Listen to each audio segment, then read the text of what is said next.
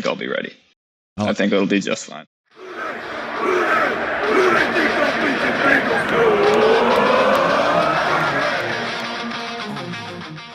Oh, what is up, Bengals fans? It's Mike coming back at you with another Who Daily. I wanted to take a look at some, we've got a couple free agent signings today, or one that's in particular, Eli Apple. Interesting addition there. I'm going to have another video this week breaking down kind of what the Bengals secondary is looking like this year versus last year, as well as the pass rushing unit. So a little bit of that coming up later. But today, Alabama had their pro day. And so I think some of the players going today, some of them are going March 30th, I believe. So a few guys coming in and take a look at some of those. But specifically, I want to look at some offensive line prospects because of what the Bengals are doing or not doing in free agency. They're going to have to draft some offensive linemen. So this is a pretty good draft to have that kind of need. You're not going to end up reaching very much in any round, really. There are prospects up and down this draft if you want to get offensive linemen. So I want to start off with a guy that I wasn't necessarily very high on coming out, just because I watched him play at Alabama and I didn't think that he was high enough motor, and I didn't think that he just looked lackadaisical sometimes, and because of that he could get knocked off balance, and that's Alex Leatherwood. He tested out outrageously good when it comes to a RAS score. He went out today, and you can see him there. He's 6'5", 312 pounds, good size, really good vertical leap, really good broad jump, really good 40-yard dash time for an offensive lineman, and the splits are really good. That just means he's hyper athletic. We already knew that about Alex Leatherwood. What's holding me back on Alex Leatherwood are two things: play strength, right? I think he gets bullied a little bit with bull rushes. That's not good. That's very Bobby Hart-like, and honestly, that's his comp for me. And you may not like Bobby Hart, but Bobby Hart is a better tackle than Bengals fans give him credit for. He just when he gets overextended and gets too aggressive, he looks very, very bad. Both of these guys. So I don't know. This is, I would say I would not pick Alex Leatherwood despite this 9.85 RAS score. I wouldn't look at him in the first round unless I had a very late first round pick. I probably, if I'm the Bengals, don't even look at him at the top of the second round because there are going to be other options that I like better. But Alex Leatherwood's a nice player, and I'm just a guy, so I'll probably be proven wrong. This guy, hopefully I do. I root for the players. I hope they prove me wrong when I don't believe in them. Next guy I want to talk about, Creed Humphrey. So Creed Humphrey is a guy that is I believe he's a former wrestler. He looks like one if he's not.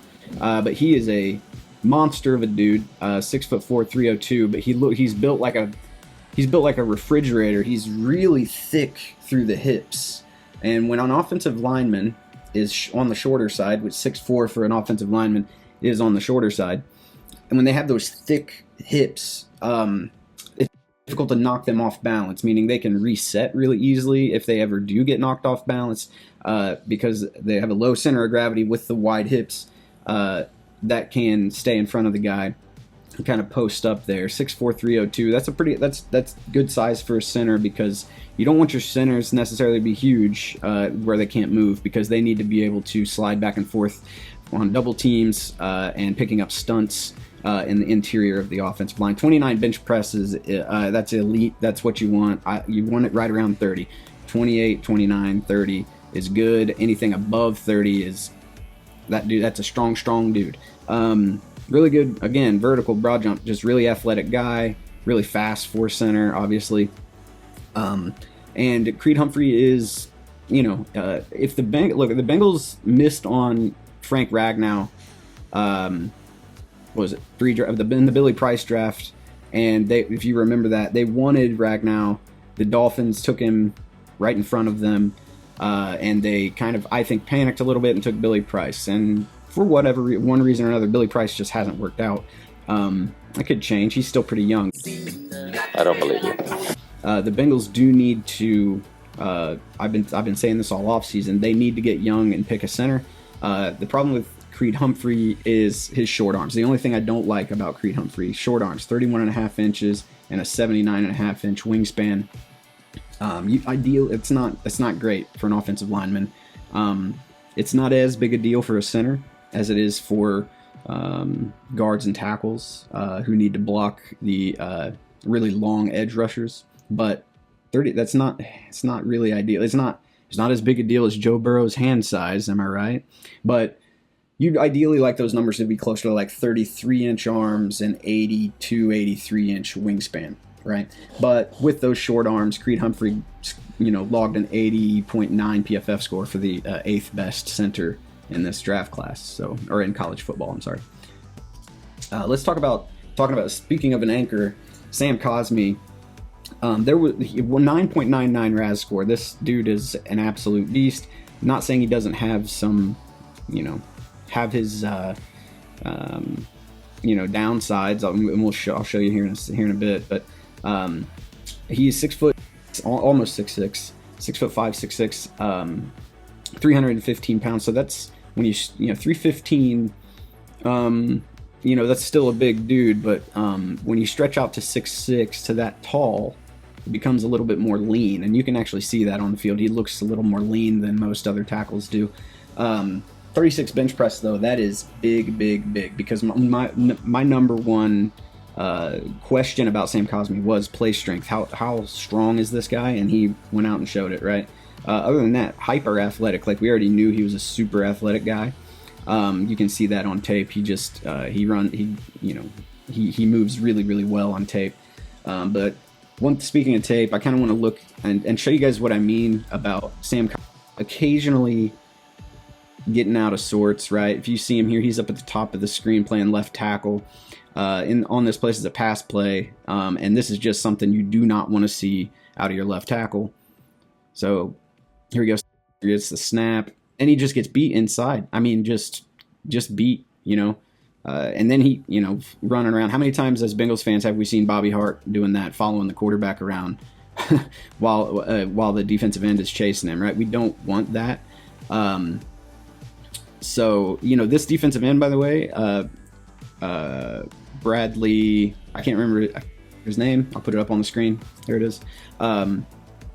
He's gonna play in the league. He's a good player, so it's not like he got beat by just a dude from Baylor. I mean, that guy's good. However, Sam Cosmi, when he's attacked by an aggressive defensive end that knows how to use his hands, he can get out of sorts. It's not what you want to do. However, he's also capable of just really, really smart offensive line play. And when you get him sledding, grading downhill, he is just a monster. So, and by the way, the Bengals just hired an offensive line coach that will be able to fix a lot of these issues that I'm kind of nitpicking about some of these guys, right? So you don't need to worry about that. One guy I do really like, and I've talked about him before on the channel, is Ben Cleveland.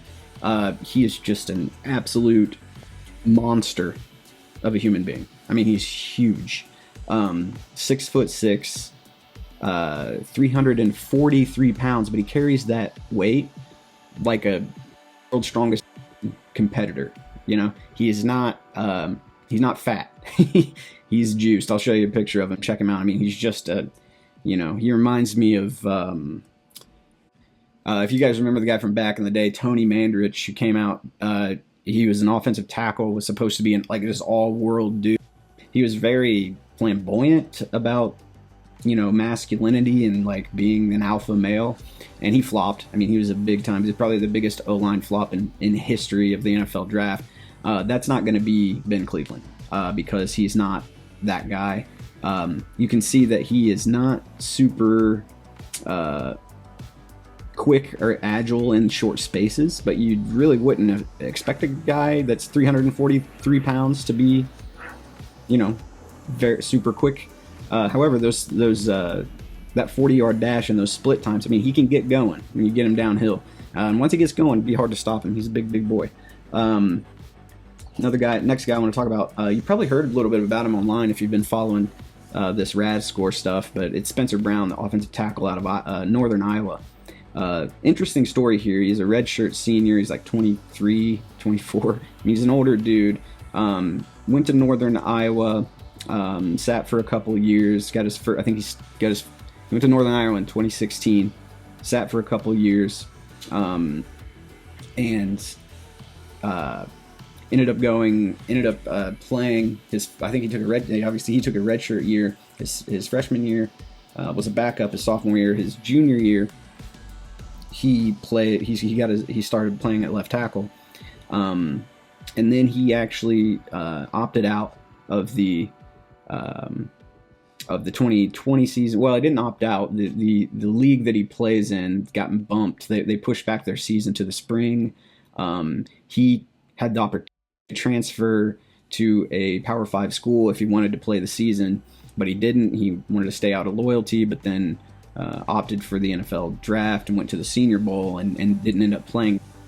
That's going to be a knock on him, right? Because competition's a big deal. The level of competition, not just that, but we don't have any tape of much. We don't have, outside of the Senior Bowl, which he did perform well at. I will say he performed well at the Senior Bowl. Outside of that, you don't really know what you're getting out of this guy, so that's why he's probably going to slide. This could be an option that the Bengals could get later on. More than likely, he's going to be available a little bit later because of these question marks, but he's huge and super athletic. 6'8", 311, about the size of Sam Cosmi, right?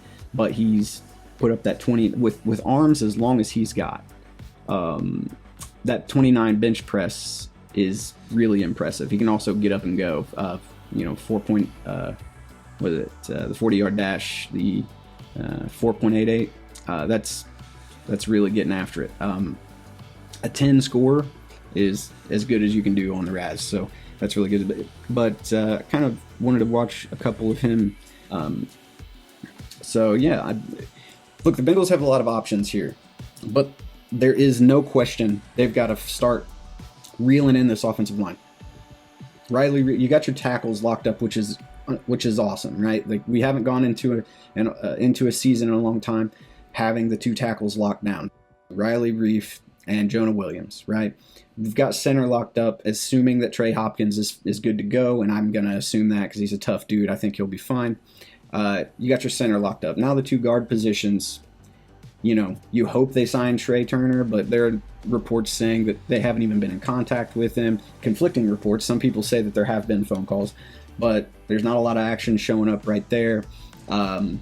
There are other veteran options in the market, and they will sign a couple. They definitely will. But the idea is you need quality, not just depth, but quality there. So they're going to draft. They're going to draft at least 2 and maybe 3 offensive linemen in this draft. So that's why I wanted to take you through some of the options. I'll do more of these as more of the Raz scores and pro days come out, but that's going to do it for me today. Stay tuned later this week. I'm going to be going through the new look Bengals defense, some PFF grading for the players that they have there, unit versus unit, year over year. So look forward to that. Until then, I'll see you next time. Big Time Who Day. Love you guys.